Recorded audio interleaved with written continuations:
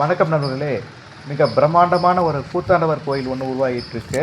புதுச்சேரி மாநிலம் பிள்ளையார்குப்பம் அப்படின்ற கிராமத்தில் இருக்கிற கூத்தாண்டவர் கோயில் திருவிழா வருஷம் விமர்சையாக கொண்டாடப்படுவது எல்லாருக்கும் தெரியும். சிறியதாக இருந்த அந்த கோயிலை மிக பிரம்மாண்டமாக இப்போதைக்கு அதை புதுப்பித்து கட்டிட்டு வராங்க. இந்த கோயிலுக்கான கும்பாபிஷேகம் வர மார்ச் மாதம் 8ஆம் தேதி நடக்க போகுது.